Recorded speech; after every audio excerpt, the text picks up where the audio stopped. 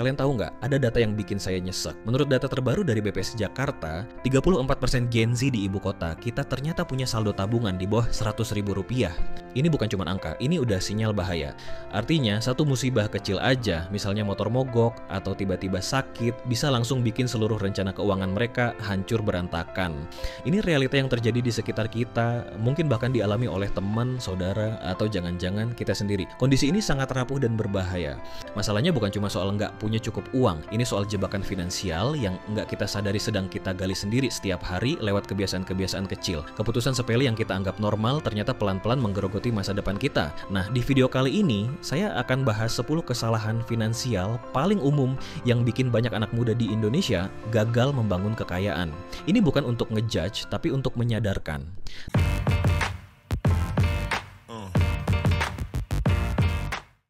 Kesalahan pertama, dan ini yang paling klasik, menabung hanya kalau ada sisa gaji di akhir bulan.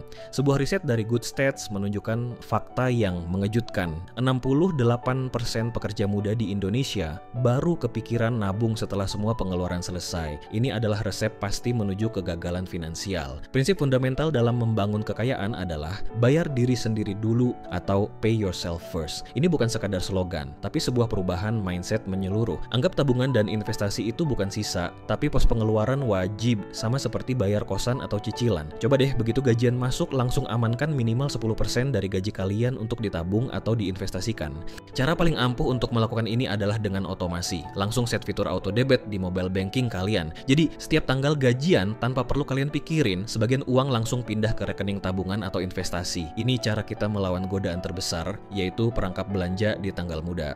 Seringkali, kita merasa jadi kaya mendadak di awal bulan, tapi jadi rakyat jelata di akhir bulan kan. Nah, sebagai strategi lanjutannya, setiap kali kalian dapat kenaikan gaji atau bonus, jangan langsung naikkan gaya hidup. Naikkan dulu persentase tabungan kalian. Gaji naik 10%, coba naikkan porsi tabungan jadi 15% atau 20%. Ini cara paling cerdas untuk mempercepat laju kekayaan kalian. Coba klik tombol like kalau kalian pernah ada di posisi nungguin sisa gaji buat nabung. Ngaku aja, kita semua pernah ngalamin kok. Yang penting sekarang kita belajar untuk berubah. Kesalahan kedua yang nggak kalah bahaya, menukar masa depan demi lifestyle yang didorong FOMO. Fenomena belanja impulsif demi konten itu nyata. Prinsip wealth management yang sehat adalah bisa membedakan dengan tegas antara kebutuhan dan keinginan. Kebutuhan itu hal-hal yang kalau nggak dipenuhi, hidup kita terganggu. Sedangkan keinginan seringkali cuman ego yang minta dipuaskan. Untuk melawan ini, terapkan aturan sederhana, 24-hour pause rule. Setiap kali mau beli barang yang nggak ada di daftar belanja, tunda 24 jam. Biasanya, setelah 1 hari, hasrat itu akan hilang atau berkurang drastis. Kalian juga harus cerdas mengenali jebakan diskon di marketplace, di mana harga dinaikkan dulu sebelum didiskon. Jangan sampai kita belanja hanya karena tergiur potongan harga, bukan karena butuh barangnya. Strategi level selanjutnya adalah alihkan budget kalian dari upgrade barang menjadi upgrade pengalaman. Daripada beli tas baru, mungkin uangnya lebih baik dipakai untuk ikut kursus baru, traveling ke tempat yang belum pernah dikunjungi, atau nonton konser. Pengalaman akan memperkaya diri kalian, sementara barang hanya akan terdepresiasi. Seperti kata Chris Rock, kekayaan sejati bukanlah tentang punya banyak uang, tapi tentang punya banyak pilihan. Pilihan untuk hidup sesuai keinginan kita, bukan tekanan orang lain.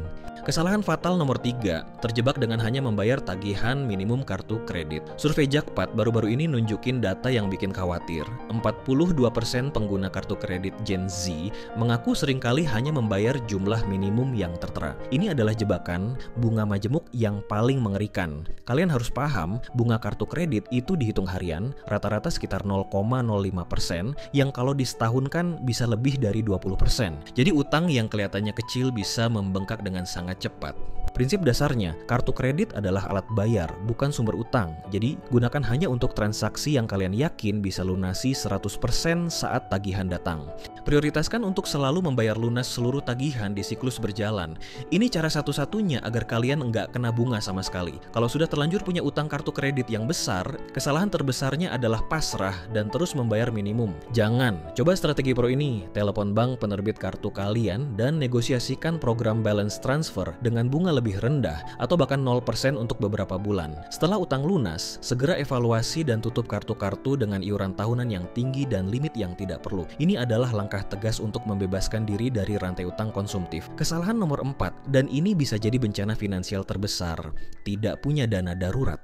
Ada cerita nyata yang sering terjadi. Seorang pegawai dengan gaji 8 juta rupiah, hidupnya baik-baik saja, sampai suatu hari orang tuanya sakit keras dan butuh biaya perawatan 20 juta rupiah. Karena nggak punya dana darurat, dia terpaksa pinjam ke pinjol ilegal. Gajinya habis untuk bayar utang dan hidupnya jadi berantakan. Dana darurat bukanlah investasi, tapi tameng pelindung kekayaan kalian.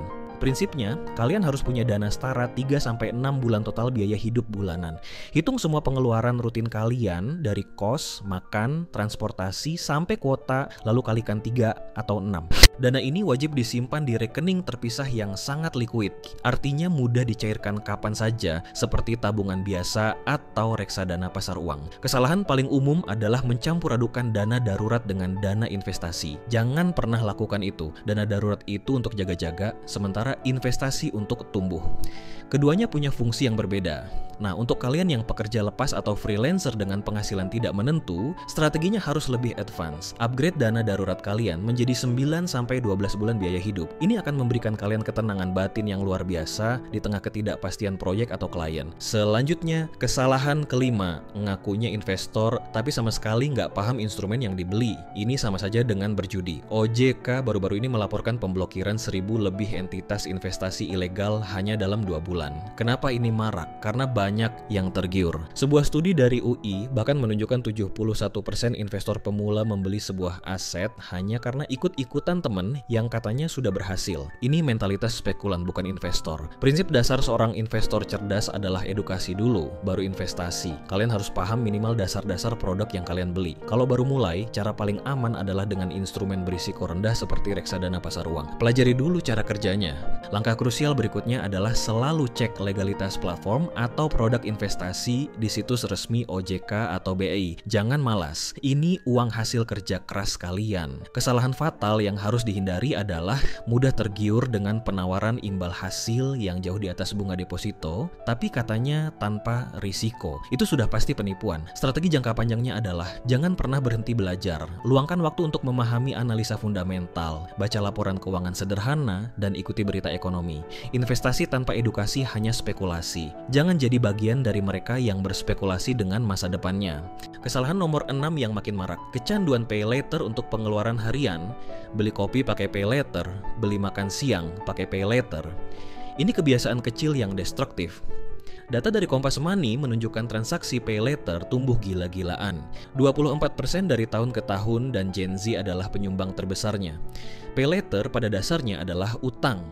Menggunakan utang untuk barang-barang konsumtif yang habis dalam sekejap adalah kesalahan finansial besar. Prinsipnya, batasi total limit pay later kalian idealnya tidak lebih dari 30% gaji bulanan. Ini untuk mencegah kalian dari pengeluaran berlebihan. Praktik terbaiknya adalah gunakan fasilitas ini hanya untuk hal-hal produktif atau mendesak. Misalnya, beli tiket kereta untuk perjalanan dinas, bukan untuk segelas boba. Banyak yang terjebak karena tidak memperhatikan biaya layanan dan denda keterlambatan yang tersembunyi. Kesalahan ini sering terjadi. Sebelum klik bayar, selalu cek berapa biaya tambahannya. Denda keterlambatan pay later bisa sangat tinggi dan menumpuk dengan cepat. Strategi pro untuk mengelola ini adalah dengan disiplin. Begitu kalian menggunakan pay later, langsung setel pengingat di kalender HP kalian 2 atau 3 hari sebelum tanggal jatuh tempo. Jangan andalkan ingatan. Dengan begitu kalian bisa memanfaatkan kemudahannya tanpa terjerat bunganya yang mencekik. Jadilah pengguna yang cerdas, bukan korban yang naif. Kesalahan ketujuh, ini soal ego, membiarkan gengsi naik lebih cepat dari kemampuan dompet. Kita hidup di zaman di mana validasi sosial seringkali diukur dari barang yang kita pakai. Tapi coba kita lihat datanya. 15 tahun lalu, kita mungkin hanya butuh sekitar 2 bulan UMR untuk membeli smartphone flagship terbaru. Tapi hari ini, kita bisa butuh sampai 5 bulan UMR. Artinya, harga gengsi itu makin mahal dan makin tidak masuk akal. Prinsip dasarnya adalah kendalikan ego dan fokus pada fungsi. Ada banyak cara cerdas untuk tetap tampil profesional tanpa harus boros. Jika kalian butuh perangkat untuk menunjang pekerjaan, pertimbangkan untuk menyewa atau membeli produk second hand berkualitas. Jauh lebih hemat. Kesalahan umum yang harus dihindari adalah membeli barang mahal hanya demi konten media sosial. Itu adalah investasi dengan ROI negatif. Strategi paling cerdas adalah hitung selisih uang yang tidak jadi kalian belanjakan untuk upgrade gadget. Misalnya selisihnya 5 juta. Jangan biarkan uang itu menguap, tapi langsung investasikan ke instrumen produktif seperti reksadana atau saham. Biarkan uang itu yang bekerja untuk kalian, bukan bekerja untuk membayar gengsi. Kesalahan nomor 8 ini sering dianggap sepele, padahal akibatnya bisa menghancurkan semua yang sudah kalian bangun. Mengabaikan asuransi kesehatan. Laporan kesehatan finansial dari Bank Indonesia secara gamblang menyebutkan bahwa utang medis adalah salah satu penyebab utama gagal bayar pinjaman online. Satu kali sakit parah bisa menguras seluruh tabungan dan dana darurat, bahkan memaksa kita berutang. Prinsipnya sederhana. Asuransi adalah cara kita membeli proteksi untuk aset terbesar kita, yaitu kemampuan kita untuk menghasilkan uang. Sisihkan sekitar 5-10% dari gaji bulanan kalian untuk premi asuransi kesehatan. Ini adalah investasi untuk ketenangan pikiran. Bagi pemula, langkah paling pertama dan utama adalah pastikan kalian terdaftar di BPJS Kesehatan. Itu adalah jaring pengaman paling dasar. Setelah punya BPJS, baru pertimbangkan untuk mengambil asuransi swasta sebagai top up jika dibutuhkan. Kesalahan yang sering dilakukan pemula adalah tergiur membeli produk unit link yang rumit sebelum punya dana darurat dan proteksi dasar. Hindari ini. Pastikan fondasi kalian kuat dulu. Strategi lanjutannya adalah jangan pernah mendiamkan polis asuransi kalian. Lakukan review polis setidaknya setahun sekali. Cek apakah manfaatnya masih sesuai dengan kebutuhan dan kondisi hidup kalian saat ini. Mungkin kalian butuh upgrade atau bahkan downgrade. Jangan sampai bayar premi tiap bulan tapi tidak paham apa yang kalian bayar. Kesalahan nomor 9 yang membuat semua rencana finansial jadi sia-sia. Tidak pernah mencatat arus kas pribadi. Bagaimana kalian bisa mengelola sesuatu yang bahkan tidak kalian ukur? Ini mustahil. Orang yang rajin mencatat keuangannya memiliki tingkat tabungan 3 kali lebih tinggi dibandingkan yang tidak. Angka ini membuktikan bahwa kesadaran adalah langkah pertama menuju perubahan. Prinsipnya adalah what gets measured gets managed. Kalian harus tahu kemana perginya setiap rupiah dari kantong kalian. Sekarang sudah banyak sekali aplikasi pencatatan keuangan gratis di smartphone yang bisa mengkategorikan pengeluaran secara otomatis. Gunakan itu. Disiplinkan diri untuk meluangkan waktu 15 menit setiap akhir pekan untuk melakukan rekapitulasi. Salah satu kebocoran halus yang sering terjadi dan harus dihindari adalah pembulatan teman atau pengeluaran-pengeluaran kecil yang dianggap sepele sehingga tidak dicatat. Cuma 20.000, tapi jika terjadi setiap hari, sebulan sudah 600.000. Itu jumlah yang signifikan. Strategi level selanjutnya bukan hanya mencatat, tapi menganalisa. Setelah 1 atau 2 bulan, lihat polanya. Pos pengeluaran mana yang paling boros? Apakah jajan kopi, belanja online, atau transport? Setelah kalian menemukan polanya, set budget atau batas yang realistis untuk kategori tersebut. Ini cara paling efektif untuk mengendalikan pengeluaran tanpa merasa tersiksa. Dan kesalahan terakhir, nomor 10, yang paling berbahaya di era sekarang, memiliki single income mindset atau hanya bergantung pada satu sumber penghasilan, yaitu gaji. Laporan dari Deloitte memproyeksikan bahwa 48% pekerjaan administratif berisiko tinggi untuk digantikan oleh otomatisasi dalam 10 tahun ke depan. Bergantung pada satu gaji itu seperti duduk di kursi yang salah satu kakinya sudah rapuh. Prinsip wealth building modern adalah diversifikasi sumber pendapatan. Kalian harus mulai membangun aliran pendapatan kedua atau ketiga. Caranya mulai dari side hustle atau pekerjaan sampingan yang berbasis skill digital kalian. Bisa jadi penulis konten, desainer grafis, admin media sosial, atau penerjemah. Bangun portofolio kalian di platform freelancing lokal maupun global.